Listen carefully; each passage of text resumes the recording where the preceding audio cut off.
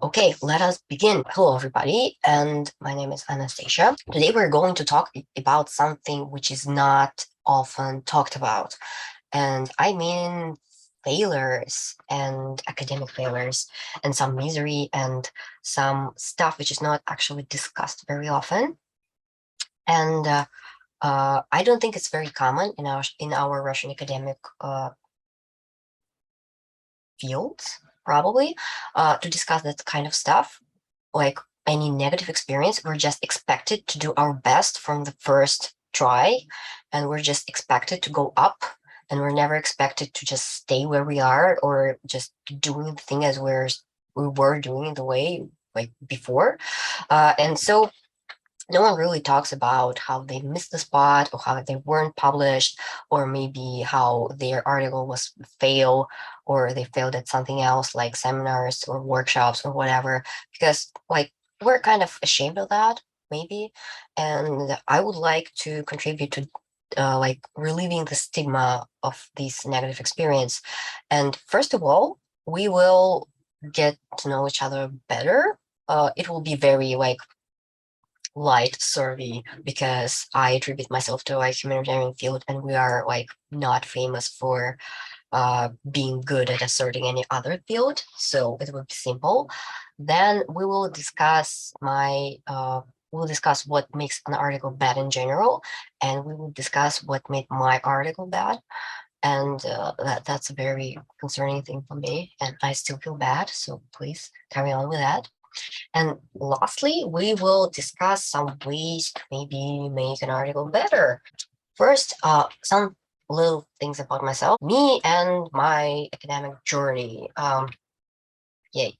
I'm a humanitarian, like I'm from the humanities, and are you from humanities too? Let's have a little bit of a survey, just to assert how relevant my information will be for you. Maybe if you're in the STEM field, it won't be that much of the relevance. Hey, more power to humanities.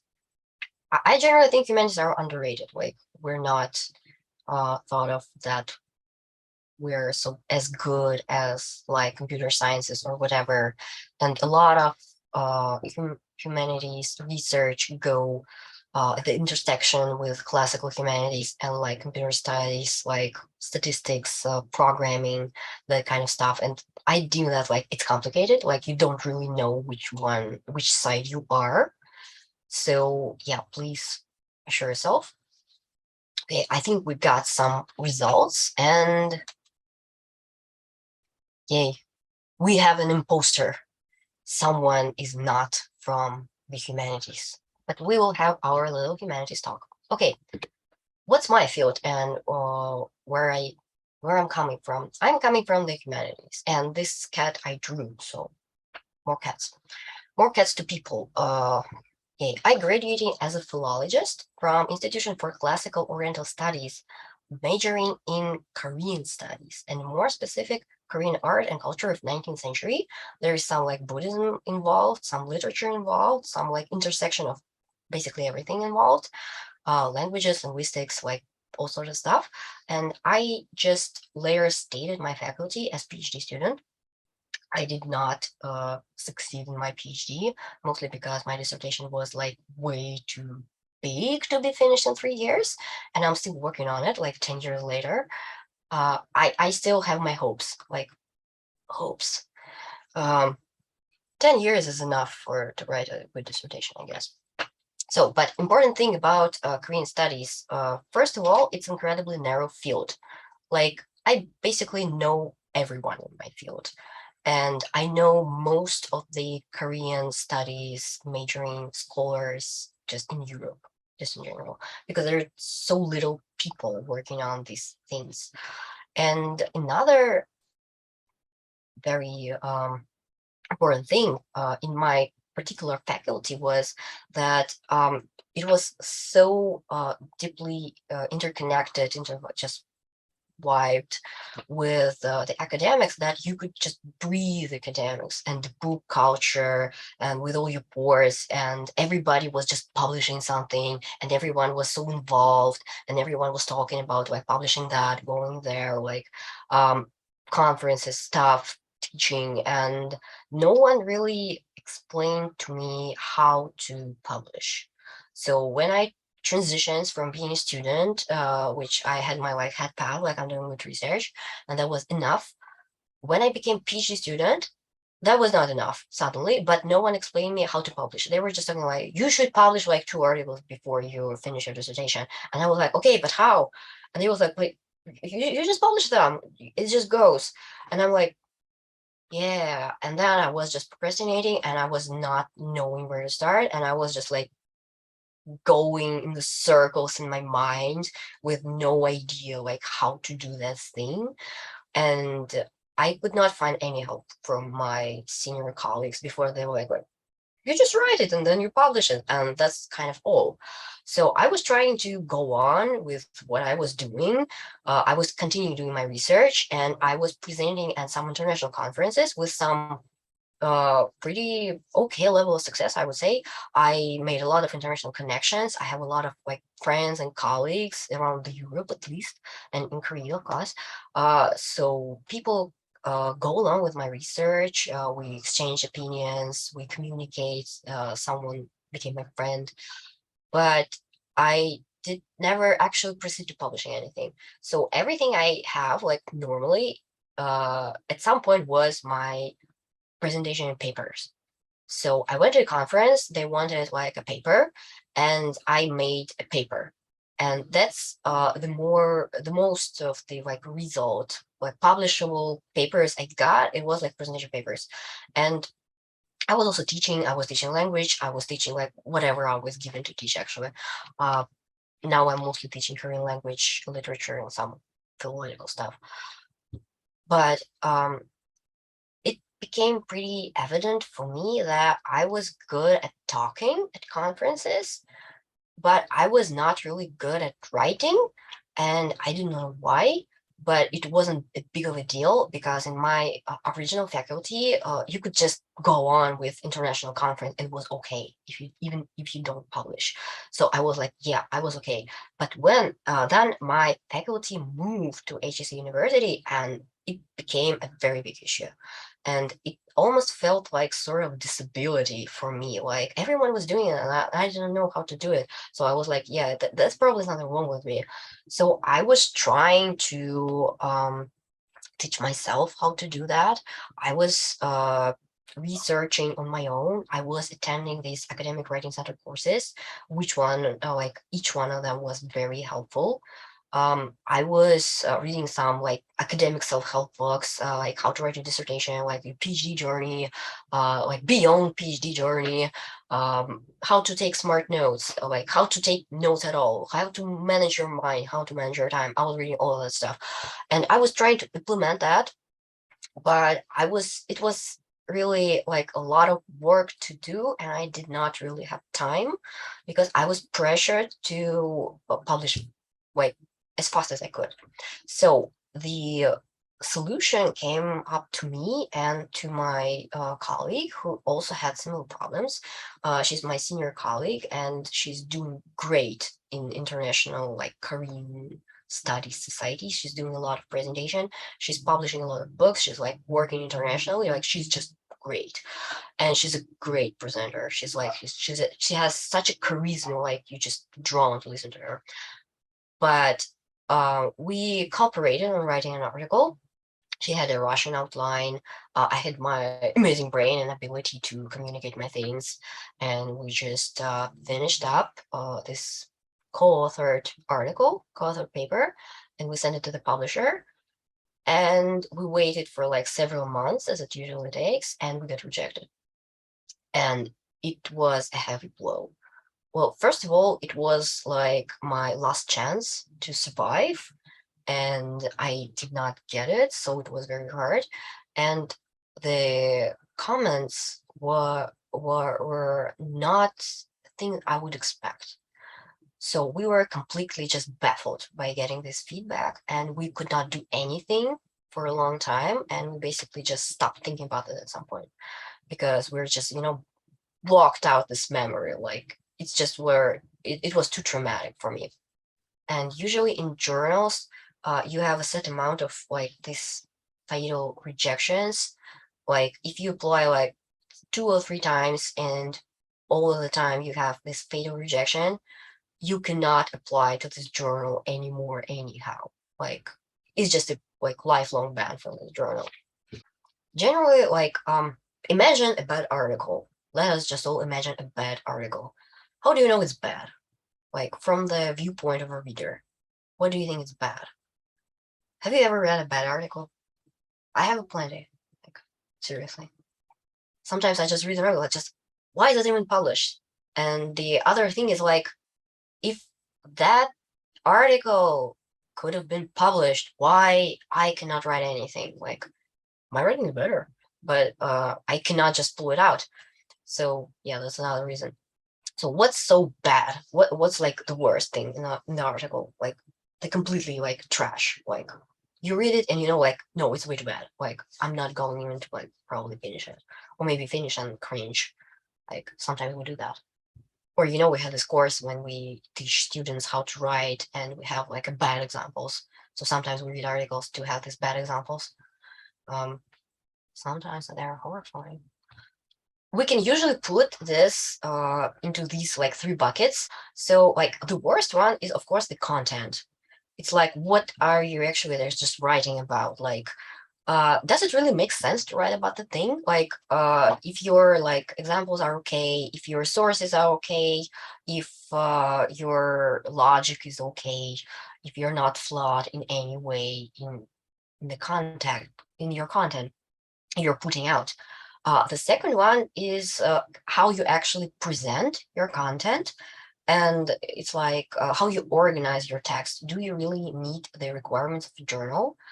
And I think there are some differences between like international journals and Russian journals, but the rule of thumb is if journal has rules for anything, you should follow them if you want to go into this journal. And I think the most concern, which like that is generally common for like every journal, but as not English native speakers, we tend to pay a lot of attention to language. This is some things are common in Russian academics publishing too, but if we're going to go international, we tend to um, we tend to go short on the language. And what I mean is, first of all, the language itself, it can be a problem. Like not everyone feels confident enough in English to be like freely writing in English. Some people, like my colleague, prefer to first write an article in Russian and then translate it. Some people are just struggling their way through, and it kind of shows in the language. First of all, if you're translating your stuff, your native like phrasing, syntax, grammar, even, or words you're using, they're leaking into English language, and it doesn't really play out well because, first of all, Russian academic language is very complicated. It's really hard to read sometimes. I don't know if you feel bad about that. I feel really bad about that. And I encourage like everybody I can influence to write more understandable, like more easier to digest text, like not oversimplify things, but just to be reasonable. And in terms of language, we tend to fall into 2 categories. Somebody just tend to oversimplify their language. Like we don't want to make mistakes, we want to be clear, so we use very simple language. And from the standpoint of international reviewer, this actually might sound stupid, like 2 short sentences to like weird language and just short phrasing, awkward phrasing, because you didn't want to make a mistake. So your text sounds very like basic and simplified, and you don't make an impression of a serious academic researcher. On the other hand, you can just go full Tolstoy mode on and just pour everything like just everything, every like smart word you can think about, every smart phrasing, everything. You just put it together and just pour it inside. Just like nothing will stop you. And you will write and write and write. And this actually doesn't really fit well with international writing tradition, academic. So someone find it very hard. Like if you don't have a background writing, like, crime and punishment since the high school years, uh, these long, overcomplicated sentences does not really sit well with editors. And sometimes it's just the like editors like editorial problem. Like you can just cut them and it'll be okay. But sometimes it really affects the understanding of your paper. Like it's so overcomplicated, it's really hard to make out what's going on.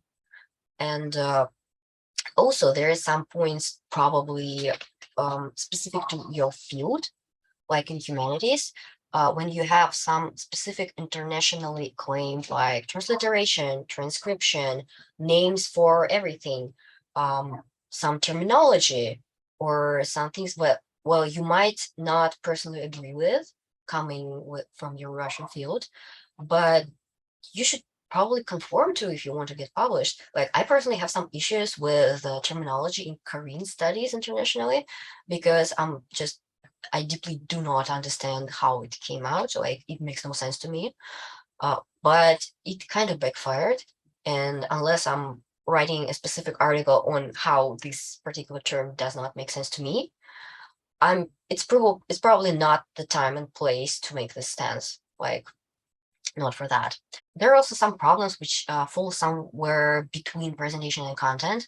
It's like having not enough references, or maybe using some poor organization, maybe some lack of the visuals, or maybe too many illustrations.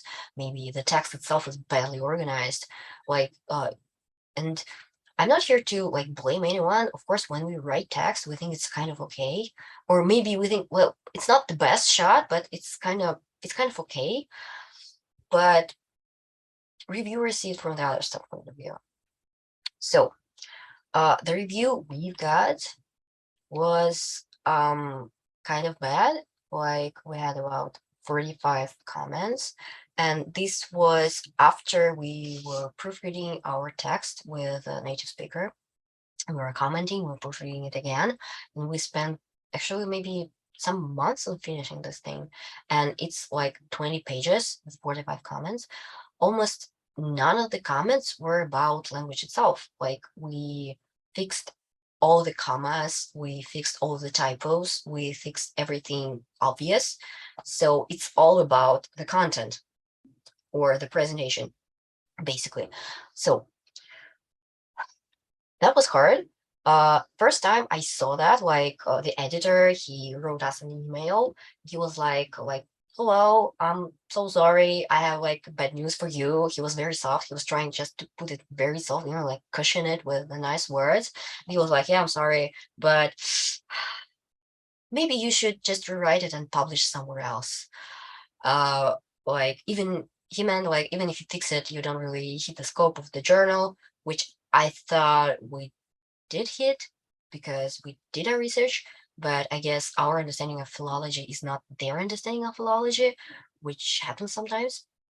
But he also included some review like quotes from the reviewers, and they were such a devastation to read. Just I was shocked at the moment, but I was brave enough to have a response, just saying like, thank you for these comments, they're completely valid, I agree with everything, sorry to like waste your time, and I hope you'll see something better from us. And just typing this response, I wrote to my colleague like, it's so bad, we're screwed, like it's not going anywhere.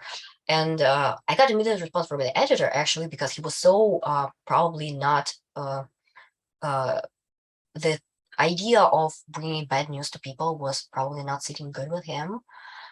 So he was very relieved to have this kind of response, and he was like, yeah, I'm sorry, but yeah, I'm glad you're taking it that way. So always respond to your reviewers, even if that makes you mad. Just be polite. Don't cut this connection to your probably next journal. So let's see what's wrong. Let's go through these comments and see what was wrong. Okay, language was kind of okay. The first thing wrong was no engagement with material scholarship, which was marked as maybe fatal by one of the reviewer. We got two, but they were not clearly distinguished. And I would say that's kind of pretty obvious, isn't it, in Korean studies? But the point here, we did our research and we just knew there are none, Korean research going on the topic we were writing on, and that's why we did not include it. But probably we should have at least named it or just said it, so people would not think that we did not do our research. So we kind of covered Russian field, European field, and Korean field was just non-existent. So we just skipped over it completely. And this was probably the worst thing. That was the only thing that would make fatal mistake. Yeah. Why don't Korean people write about that? So we don't have this question. Just let everyone write.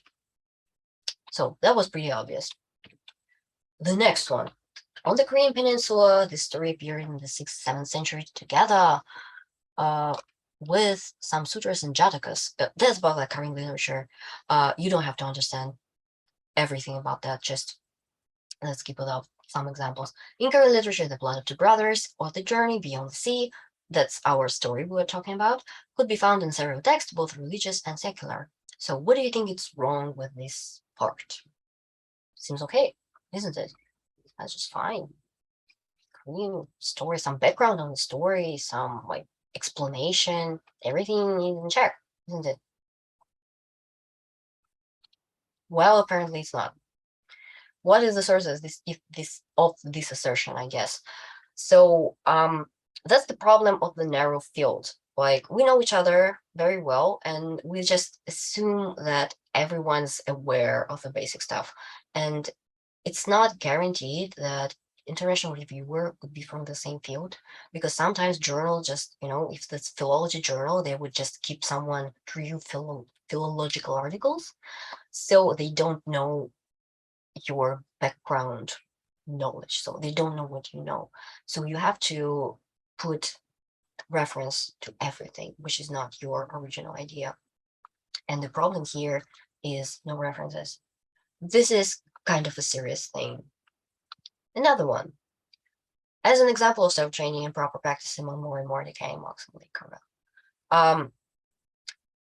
Maybe calling the monks decaying wasn't a good idea as well, but the reviewers did not understand, based on what? How did we came to this idea? How that happened in our heads? So yeah, lack of reference yet again.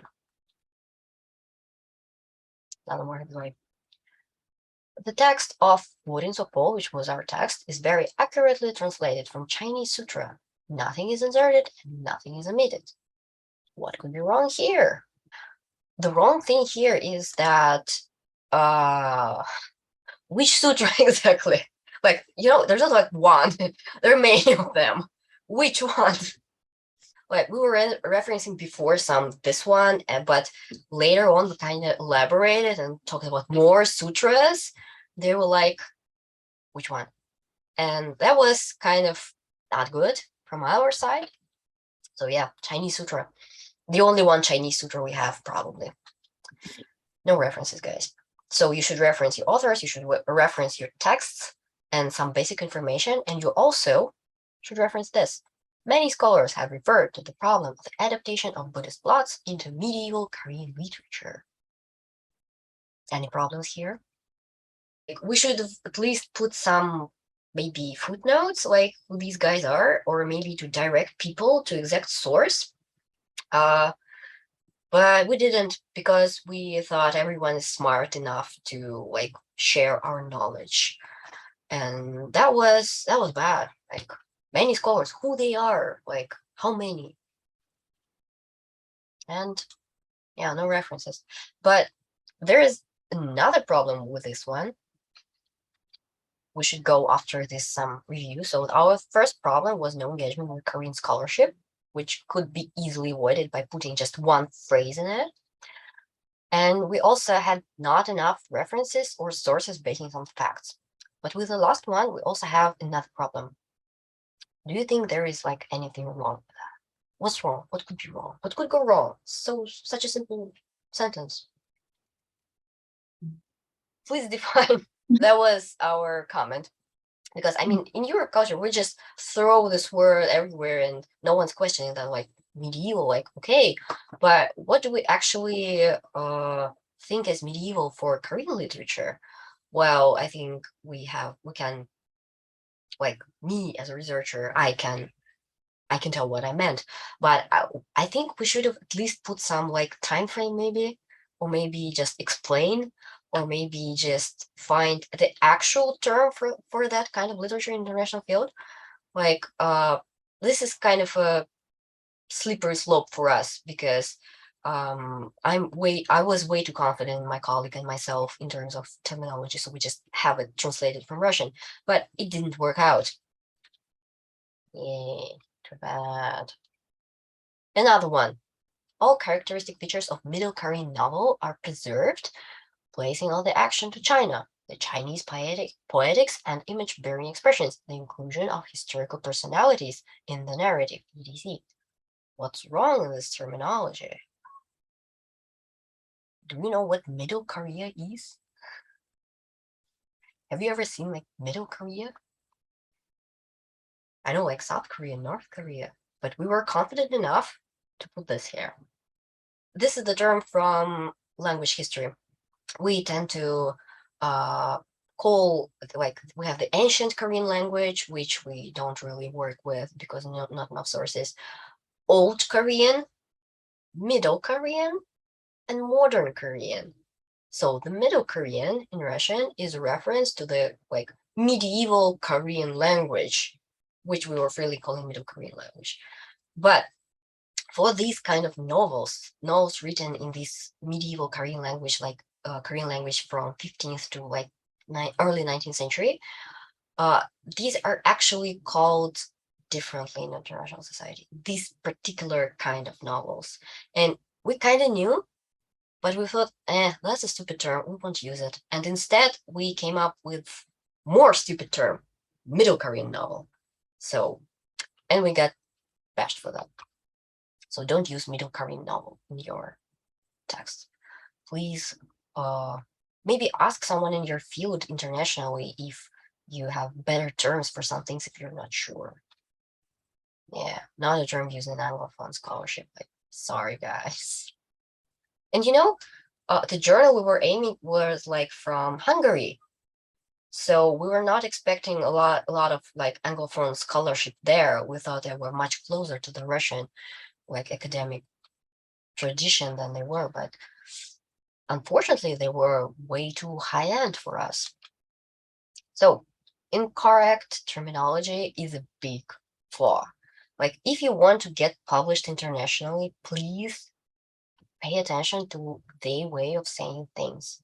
If they do have international terminology, which is not common in Russia, just do a little bit of a research, maybe ask some friends, maybe ask some peers to review if you have some issues on that, because that is really very important. First of all, it shows off if you really want to belong here, you must speak their language.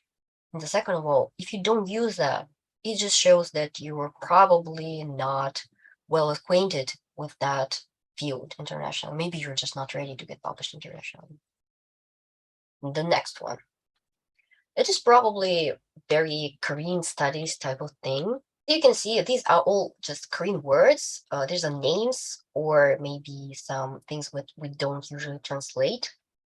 And they have some very big issues with transliteration. Like in Korean studies, we don't have one and only usable transliteration. That's the problem. Maybe you don't have a problem if you're working with European languages because it's in Latin already. Like you just take them and go. But if your language, like language you're working with, is like very far away or don't use Latin script, maybe it's just, I don't know, Chinese, Japanese, even some European, like East European language, even Cyrillic sometimes it's a big problem. But at least it has original transliteration. For Korean, we don't have it. And we have a few like variations which were changing in academics through the years. We have like the older ones with this like weird thing about the O, because you know in Korean language we have much more letters than in Latin. Like 40 letters, so you don't have enough Latin letters to transcribe everything, so you have to be inventive. And you can see somewhere we put it, somewhere we didn't, and we're not consistent with n in the at the end, so it was kind of disturbing. And the problem about referencing Korean articles goes the same way, because sometimes they are in international source bases and they transliterated themselves, and their transliteration does not match with anything else. So they're just choosing it randomly. So at the end, you have this serious issue. Like, reference Korean article is okay. Like, if you have like barely outlined standard for just East Asian languages in your like journal rules, they usually do. They usually put something, like at least something. Like, if they want a regional language in it, or they just want translation or transliteration included, like, it's very hard, but it's doable. The problem here is, like, if you want to reference an article, you should put it in transliteration at least once. And if you want to be consistent with your transliteration, you must like rework the transliteration from the original, and it will not be the same like article as it would appear in international sources. Like, it will not be found in international sources because they transliterated it differently. But if you will keep it from there to your articles, then your transliteration will be inconsistent because you will just referencing the transliteration they already had. And no one can answer that question, like, what should I do in this case? And I guess it should lay on the editor of this particular journal to just guide through this issue. Because I was asking people, I was asking just professional editors.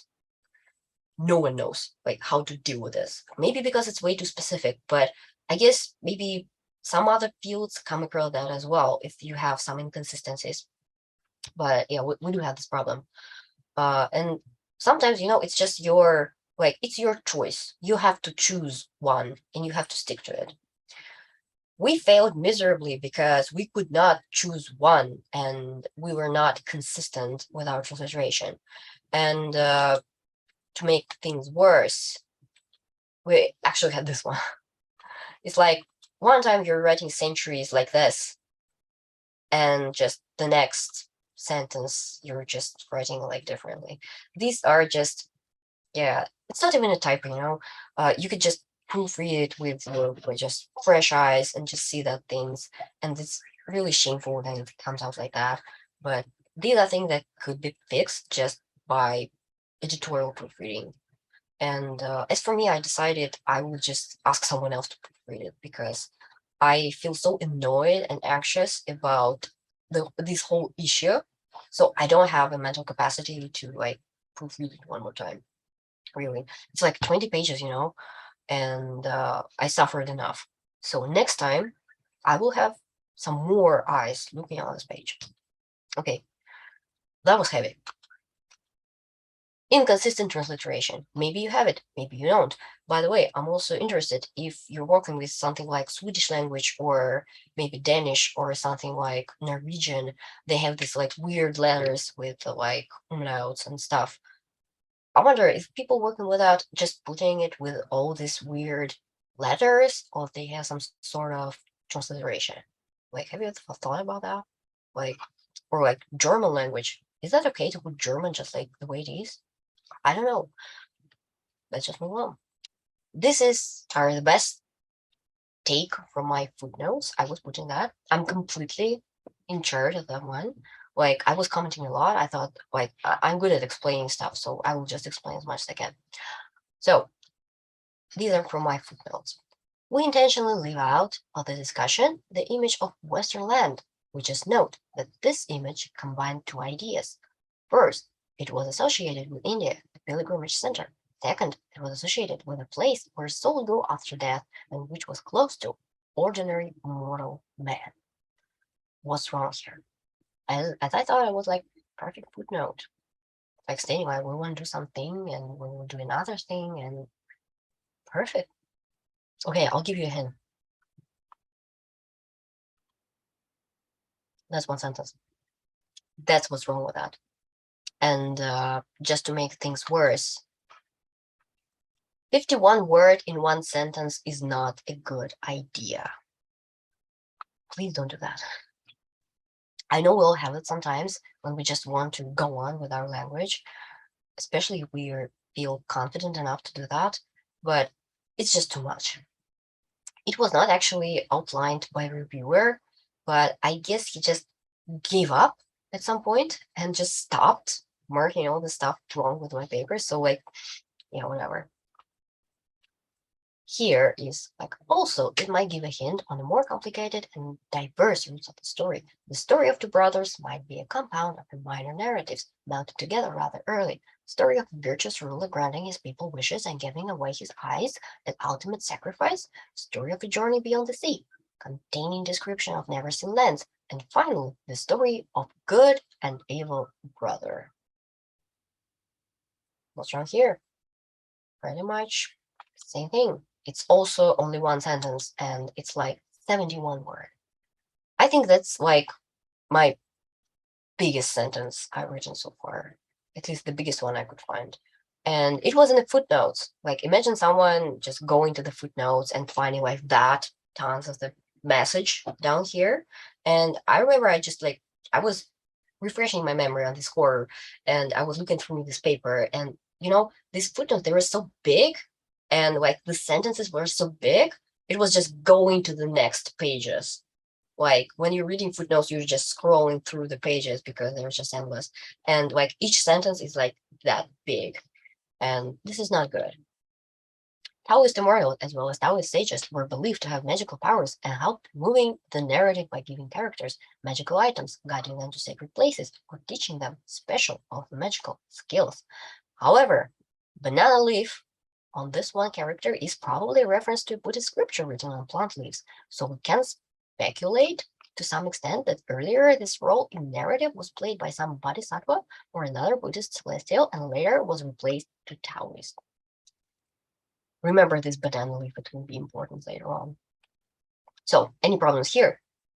Well, it's pretty much all the same. It's 2 sentences, and it's like 81 words. For some conferences, that would be like enough of the outline of your whole speech to apply to the conference. So please do not put all of your ideas just in one sentence. This is like when I speak it out loud, where like the pauses go and where it's stopped to go. Like, why couldn't I just divide this into separate sentences? Like, I could do better than that. I should just stop being so wordy on everything. And yeah, these are footnotes. I was proud of that by the time. I probably shouldn't. So my text is too voluminous. It's like endless. And I think as native, how many words are allowed in one sentence?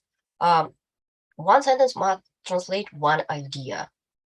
Like before that, you see, like even in the first one, you should like, I don't know, maybe like 15 words. Taoist morals as well as Taoist sages were believed to have magical powers. Why couldn't it be like the separate one? Like the first one is that Taoist immortals or sages were believed to be helpers in the narrative. Next one, they helped by giving blah blah blah blah blah blah blah or doing that. Next one, here we have banana leaf. Banana leaf here, like we also have banana leaf in Buddhist tradition. In Buddhist tradition, banana leaves this. Here, it is probably replacing this. These are all separate ideas, actually. You do not have to put it together. So, yeah. Probably, I guess it's like, if you put too little, like maybe 10 words or less, it would sound oversimplified and you will not be taken seriously. With like 15 words and like good guess here, you shouldn't have like 1, 2, 3, 4, 5 commas in one sentence is probably a bit too much. So yeah, you use like moderation as a guide and just think like maybe it could be another sentence. Yay. Let's go to the hard stuff. So we've covered before language, some common things like terminology, transliteration, engagement with scholarship internationally. But here comes our real flaw. So here we get. We can easily see and point out its cultural influence as opposed to Confucianism, a new Confucianism tradition, creating an illusion of explaining the phenomenon, while in fact just labeling with a term we're not quite certain about. And later I just read about how Buddhism is very hard to track down the sources. Any ideas why it would be concerning to the reviewer? Do you have any problems with that statement? I wonder if anyone just kind of understand the message. What I'm talking about here. That was also mine. That's my bad. I did that.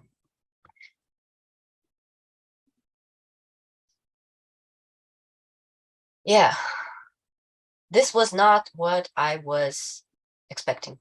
Like, I understand what's meant and sympathize with the idea, but the phrasing is awkward. I'm like, it's called style, man, you know? I was really angry with that one because at the time I was reading a lot of like English literature, and I was really big fan of Salman Rushdie, if anyone knows that, the author who got stabbed in the eye recently. He wrote a lot of very complicated, like, yeah, novels with a complicated language. He could have like phrasing, just one sentence go over the paragraph, and that was how it wrote. And I felt his influence in my work. So I was really devastated to hear that. I thought like people would get it, but they didn't really. So I guess academic article is not a place to exercise your fluency in metaphors and international English language literature. So yeah, later I switched to like easier authors. And you know how you read something or listen to something and then your language kind of mimics the thing you read, right? I have it very heavy. So I was like, I switched to some more light language, like lightly worded stuff. Like actually Agatha Christie, she has such a simple language. It's so clear. It's just perfect. I just advise everyone just let us read Agatha Christie in original. So yeah, I was not taking this good, but I kind of agree, but it feels bad, but whatever. Yay. Text as a communication medium helped to integrate Buddhist thought into literary culture, but it also desacralized it and made it vulnerable to criticism. Any problems here? What's so special about this one? Except for being like Buddhist and Confucianism. You know, they had this mix. Korean culture is in a lot of ways similar to our culture because we also had our some like roots, like old style beliefs, and then we have like Christianity, and we have like all mixed up, and then we have like um the European culture after like Peter the Great coming in, so we have this mix. And Koreans have it too, like they had this like original culture, and then they had like Confucianism, and they have Buddhism, and they had this whole like borrowing of the culture from China. So they have this mix. So it's kind of how it works. You just have to do it layer by layer to understand what's going on, really. Sacralized European term. Well, actually, it's international term. You have something like sacred, I guess. And if this stops becoming sacred, it's just desacralized, I guess. Um, sacrilegious. But the actual problem here is this needs a lot more argumentation to make it persuasive. Like the problem here was I was researching this particular issue with Buddhism so long that I kind of forgot that people are not aware of that. Like I was reading a lot, so I thought it's common knowledge already, but it was not. And people were generally concerned how I got here to this like idea because it was not clear.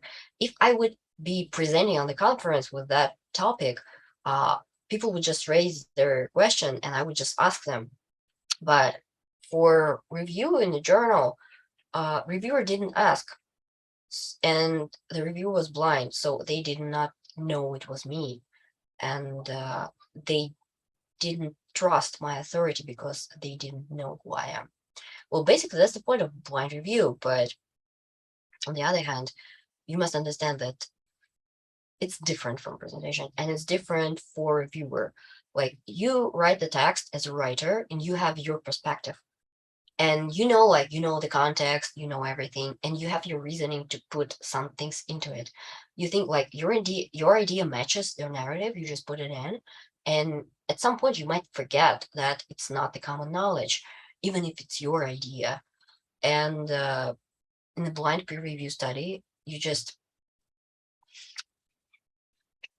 everything you write is not backed by your authority. So either put reference or elaborate on that and explain your position and prove it to other people. Because this is one of the points of attraction in our community as academics in Korean studies. And yeah, another one is kind of similar to that. That's very, yeah, big stuff. In early Choson Korea, Korea before 21st century, basically. All existing sects were artificially submerged into sound meditation and pure text super sects, and spent the rest of the Joseon period trying to unite Enlightenment method meditation with theoretical based text, also trying to create more synthetic philosophies combining Confucian classics and Buddhist thought. Not everyone knows which are. So I think, yeah, some of the examples should have been given. I thought it was like a common knowledge, like, why should I elaborate on that? But see how I put like these Chinese characters for stuff? I was really proud of that, because like you have terms and you have Chinese characters. That means that someone from Chinese field or Japanese studies could also search these terms and understand them. It's like, putting Latin for European words. So like Latin roots for everything. I was proud. It didn't turn out that way. So yeah, basically the most important thing about these last three examples is like, more importantly, the English needs a throughout overhaul. Occasionally, it is difficult to make out what is exactly meant. That was a heavy blow for us because we proofread a lot. We weeded out a lot of bad language in the process, and we really believed our language was clean enough. Like, it was clearly understandable, but turned out it was not, and the phrasing was not good enough, and it was really hard, and it was burdening to read, and it was really not the thing, like, just good enough to be published internationally. Yeah, from up until now, let's take a breather. We were talking about like language and presentation, which manifested in different issues we have, like very long sentences, no references, no this, no that. But what about actual content? Like, we knew our content was good. We were sure about that because, we spent a lot of time doing that. It was just a foolproof research. We had original text translated. We had compared with another original text not translated. We had like read a lot, wrote a lot. Just, we did a lot of work. And original draft, which was written in Russian, would have made a great publication actually, for maybe some Russian journal. But we didn't finish that and we switched it to English. So what about the content? I went back to this article recently to make some statistics, which was a bit of eye-opener for me.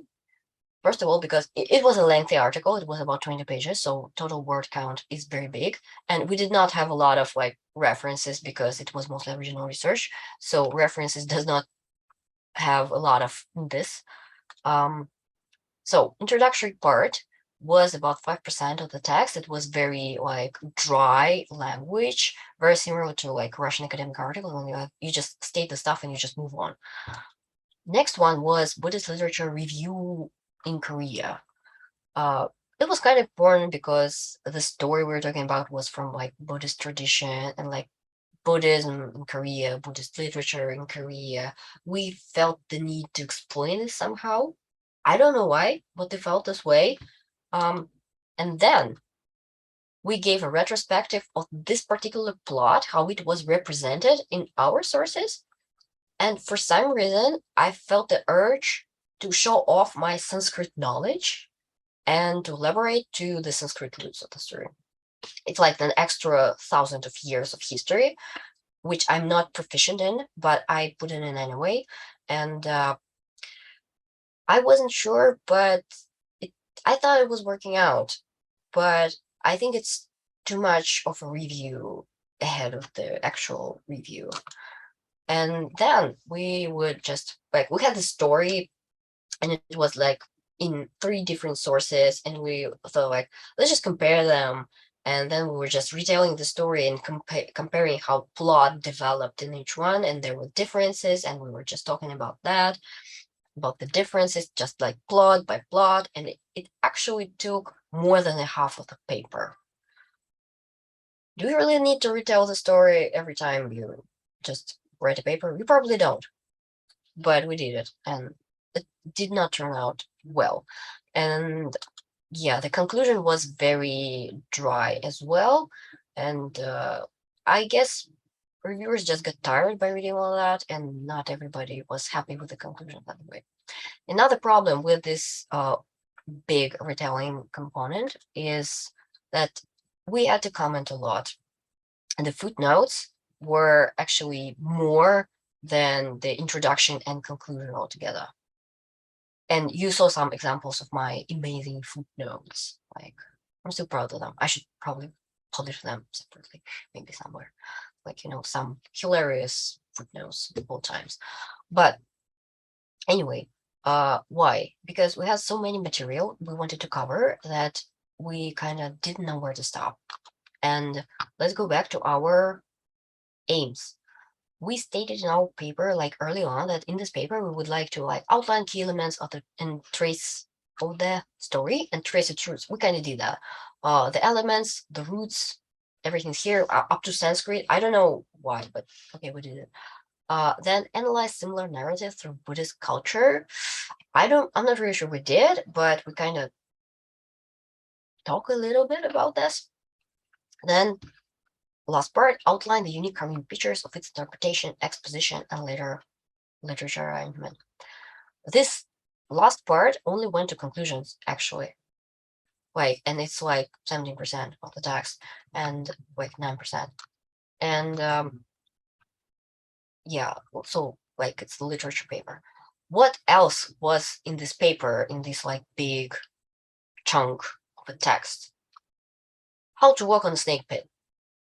If you ever wondered how to walk on a snake pit, you can find your answer in my paper. Some very relevant information on sea dragons and banana leaves in Buddhist literature. Banana leaves, that's important. Even more relevant, Taoism references. We're on Buddhist page right now. Why? My ideas on why is it hard to work with Buddhism in Korean sources. There was some heavy rant on this. Some extremely valid retrospective on Korean Buddhist sects development. Remark about how Koreans don't usually sign their books or art, so it is hard to date. And yeah, they really don't. You don't really know how old this book is because they never put the date on it. And the last one, explanation on Jataka and Avadana, which is not Korean literature at all. I don't know why I felt so entitled to explain this because I'm not from classical India literature studies, but it just felt the right way if we're just using the term Jataka to explain. These are particularly some types of texts popular at the same time. What's about not in this paper? Actual connection between introduction and conclusion. We were trying to elaborate so much that we actually forgot what we was talking about. We were just outline our narrative, and then we thought we should probably comment on that, we should elaborate on that, this is not clear. So we're just putting all this commentary on top of the thing, and at the end we kind of forgot where we were going. So the introduction and conclusion got disconnected. Actual analysis of plot lines. we were spending way too much time retelling, so we did not have enough time to analyze anything. And first, we were trying to just put as much information as we could, because we looked through other articles published in this journal, and they were huge. So we thought we're lacking some of the volume, and we were just, did not hit the brake at all. We're just pulling it all we have. And then actual analysis of social, historical, and political context for each of Koreans was analyzed. We had a lot of ideas on Buddhism, on Korean ways of, I don't know, Buddhist literature or whatever. But the unique Korean features of its interpretation, exposition, and literary arrangement kind of failed at this point. And we did not have time. We were too exhausted, and we did not have enough volume. So it was actually the worst thing about our article so far. All these ideas, including snake pits and banana leaves, they were great ideas. They were very valid information, but they were kind of, dragging the blanket to their side, and they did not contribute to the major point. And that's why it did not play well with the main narrative. So we had a lot of good ideas and we had a lot of good material, but it did not support the main narrative. And that's why it kind of failed. So while reading our article, you probably would just get lost in this forest of good ideas, and you kind of forget along the way where you're going. And that was the main problem, because it did not hit the spot. It had disappointing conclusion and not enough social context discussion. Well, I agree. Yeah, conclusion were disappointing because we were leading in different ways, and they were just loose ends. We didn't go anywhere with that. And about the social context, I'm well, we were just, our commentary was just bottomless. We did not know where to stop. So we were commenting on everything, and we got our vision blurred, and we forgot to comment on some important things for a viewer. They thought that would be important. We just did not, because we just lost the track of what was important, what not. We did not have our priorities clear. And to sum up this a little bit, there are some problems here. First problem, grievance could have been avoided easily. First one, no Korean scholarship. One phrase put in. No references. Just put the references. Incorrect terminology. Just put the correct one. And inconsistent transliteration. That's a bad point. We'll suffer through that. You just have to be consistent, and if they don't like it, you will just make it over the way they like. And too long sentences, please do not do that. But the problem with the phrasing is that your English was not readable, or you had disappointing conclusions and not enough actual content. These are really bad ones. And yay, article did not hit the spot. It was good in language, we did not have any comments on our bad language, just the phrasing and just the message that could not be understood by the other side. The presentation, it could be easily fixed, and the content too. But you should know where to look to fix these things, and to be better at your writing, and maybe just to overcome your rejection or not getting rejection in the first place. You must understand how to look onto your paper from the reviewer's eyes or the editor's eyes. Imagine you're someone, not you. You don't know why you made these choices. You don't know, have you ever just read this piece? Do you have sources? Do you have references why you write this way? And maybe you will see something differently. And we have some time to maybe learn some lessons on how to do and how to not to do. So I've outlined my shortcomings. Okay, so let's have our comments in the next one. So first of all, why did not this article hit the spot? So, if your article does not hit the spot, you may not even waste your time proofreading it once again. It will not be working. But our start was very bad because we were basing our article on a translation from Russian. Like we had this draft written in Russian according to Russian academic standards, and it was bad. It was not only bad, it wasted our time because we had to rewrite most of it anyway because it was too heavy, and you could just see the difference between the pieces which were translated and pieces of original writing, and it was way too inconsistent, so we had to rewrite it anyway. And we had some issues of our Russian language, like grammar structure or syntax leaking into the original text, and it was a bit confusing for a reader, I guess. We also had some problems with terminology, as you could see. We used terms we're used to, and we were just in blissful ignorance that the world has some terms too, and we're just ignorant. So my advice here is try not to base your research, like try not to base your English article on your Russian article. Instead, base your English article in your original research.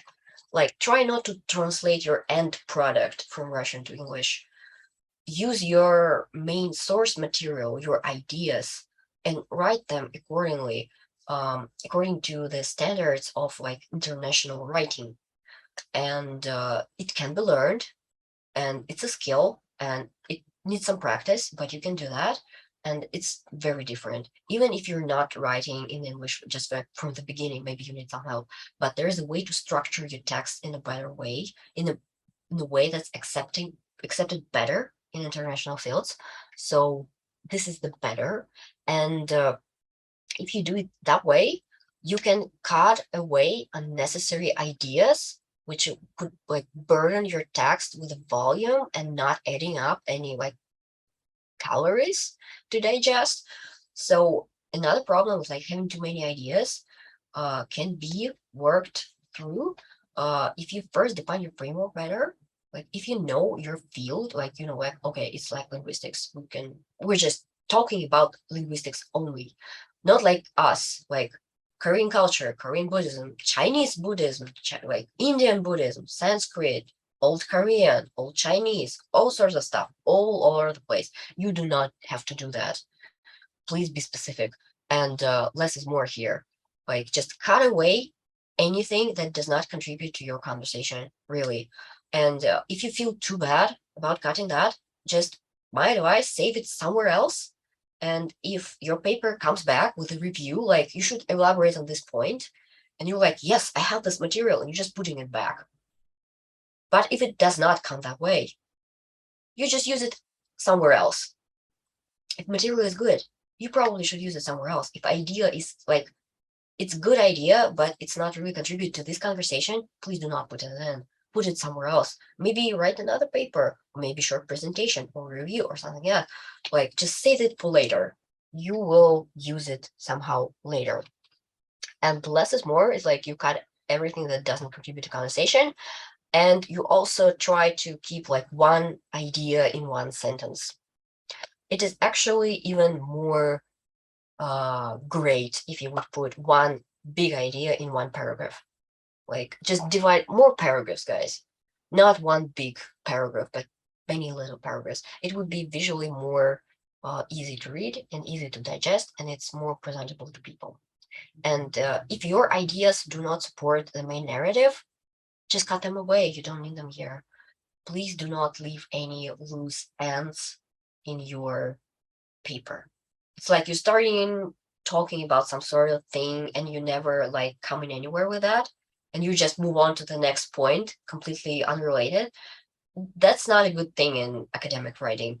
If you're writing something, um, your reader should understand why are you doing this here, why are they reading here, how it contributes to your conversation, why it's here. If it's not, cut it off. Next one, no references. Well, this is pretty like easy to understand why it's a problem, but you should remember that no one trusts you, your judgment here, because it's a blind review. No one knows it's you. No one knows it's your amazing knowledge. And yeah, please be respectful to others authors and reference their ideas. And please be respectful to other reviewers. Like we assume that everyone is just smart enough in this field. And while people are smart enough, they may be not at the same level of familiarity with your research and your background to be aware of everything you're aware about. So please be respectful to your colleagues and reference everything. And the last one, please forget our Russian literature. Short sentences, guys. Short sentences are the best. One idea in one sentence. Um, maybe like, I don't know, I think like 30 words is too much. Less of the 30 words would be like borderline okay. Maybe 20 words in a sentence would be even better. No more than 30. It's like definitely. And maybe check out with some language. Maybe you should just separate ideas to make them more like digestible pieces so people would like easier on your paper. It would be more pleasant to read. And the other one is much important here is if you're really explaining some sort of like data you have, maybe it would be a better idea to just put like a graph here or maybe some illustration to make your point. Like it would be so much easier. It would save you a lot of trouble. Like instead of explaining in words, you would just put a graph. Like why not? And it would be so much better. And just remember that like visual image of your text is also important. So make clear like division between paragraphs and all the stuff. I know like you have these guidelines, but even like if you divide it into paragraphs very accordingly, it looks so much better. It's so much easier to read and it gets so much better reviews at the end. So yeah, these are my ideas and I'm going to implement them myself. I'm going to rewrite this horrible article and I hope you will have it published. Maybe you will see it published maybe like in 2 years, I guess. Long process for financial journal, but whatever. So we can just maybe hang out together and laugh on my old stuff. But anyhow, this is my bad experience, and these are the lessons I've taken from that. I hope it was helpful for you, and I hope you won't have to have this kind of experience as I did, or maybe you're prepared now and you will act like strong guys, like you can take anything, and you will be better because like at the bottom line, um, maybe we all grow best when we have some feedback, or I guess being rejected is devastating on so many levels, but it happens and learning like the zen of academics and the rejection is vital skill to those who aim to the high ground, because if we don't meet any resistance we don't strive for being better, and that's why rejection is also a very valuable experience. So let's do not be ashamed of that and let's learn from the mistakes, and I hope this was helpful for everybody.